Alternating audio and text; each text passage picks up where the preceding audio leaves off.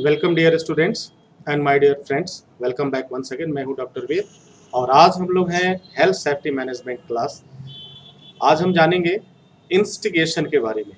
जी हाँ, आज का जो हमारा टॉपिक है इंस्टिगेशन क्या होता है, इसका इफेक्ट क्या है, इसका नेचर क्या है, अगर किसी के द्वारा इंस्टिगेशन प्रूफ किया गया या साइट पे तो फिर किस तरह का पनिशमेंट होगा, इस पे कौन सा एक्ट लागू होगा, किस तरह की सज़ा होगी, क्या वास्तव में एक सेफ्टी ऑफिसर को सज़ा होगी या नहीं होगी, अगर कोई इस रिलेटेड इस तरीके का रिलेटेड है और कि वह ऑफिस में भी काम कर रहा है और बाहर भी मिला हुआ है तो क्या उस पर इंस्टिगेशन लागू होता है कि नहीं लागू होता है। इन तमाम बातों के बारे में आज हम डिस्कस करेंगे और आपको बताएंगे कि इंस्टिगेशन क्या होता है।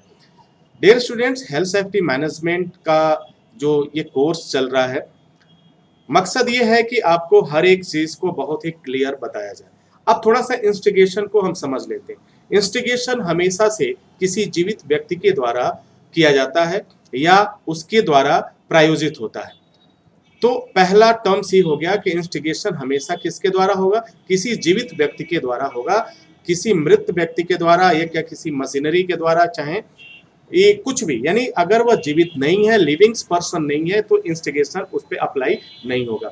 अब सवाल ये उठता है कि इंस्टिगेशन जो है ये क्या है, नेचर क्या है। अब मैं आपको बताता हूँ इंस्टिगेशन का नेचर। एक एग्जाम्पल के थ्रू मैं आपको समझाने की कोशिश करता हूँ।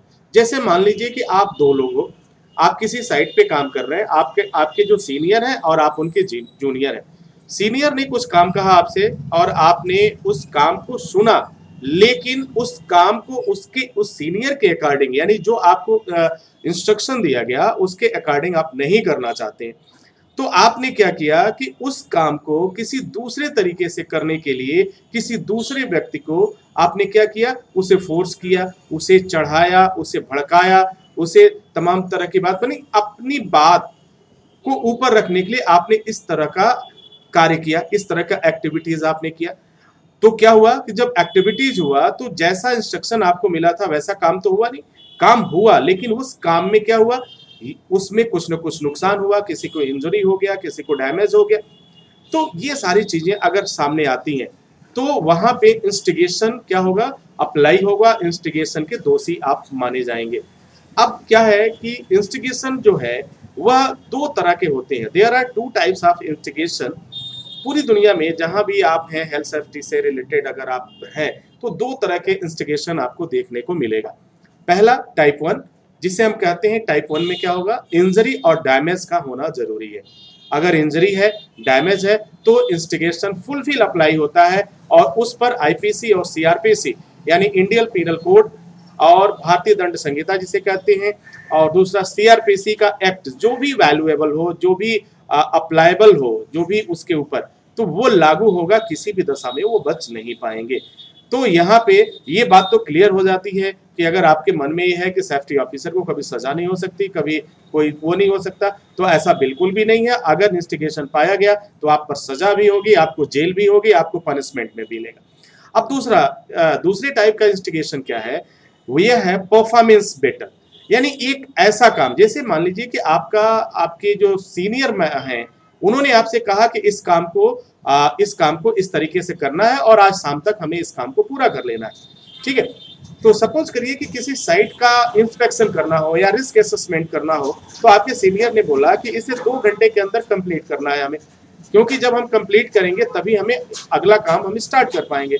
आपने उस इंस्ट्रक्शन को लिया, आपने इंस्ट्रक्शन को फॉलो किया और बहुत ही इत्मीनान से, बहुत ही मेहनत के साथ असेसमेंट को किया, इंस्पेक्शन किया और रिजल्ट आपने दे दिया टाइम के अंदर।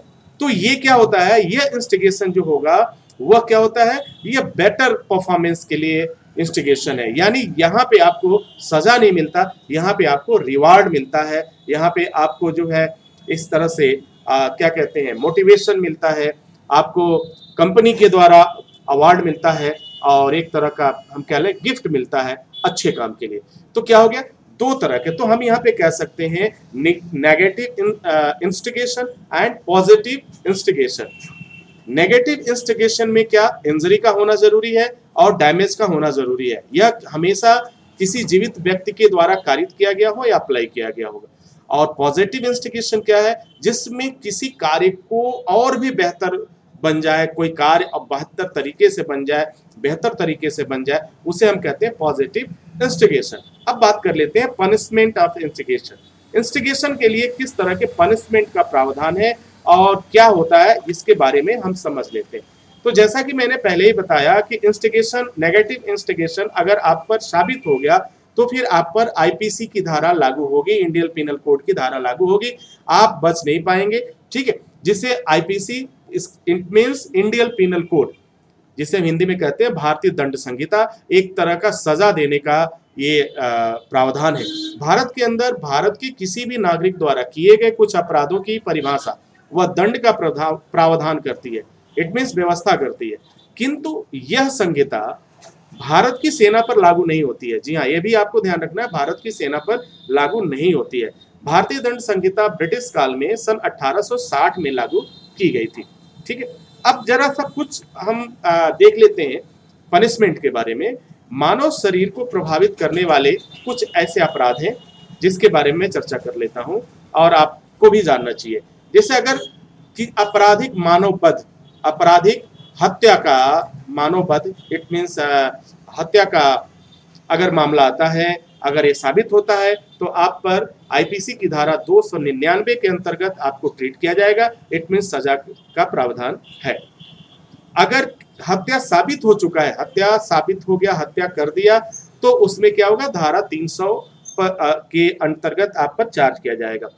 अगर जिस व्यक्ति की मृत्यु कारित करने के आशय था उससे भिन्न व्यक्ति की मृत्यु करके आपराधिक मानववध करना, यानी आपका जो आशय था, जिस व्यक्ति की मृत्यु करने का आशय था उससे भिन्न व्यक्ति की मृत्यु हो गई, यानी उसका नहीं हुआ, हो गया वो, और उसके बाद दोनों ही कंडीशन में क्या होता है, हत्या होती है, तो इसके लिए जो क्या होगा, धारा 301 के तहत चार्ज होगा और सजा का प्रावधान है, तो वो केस का नेचर जो जैसा भी हो।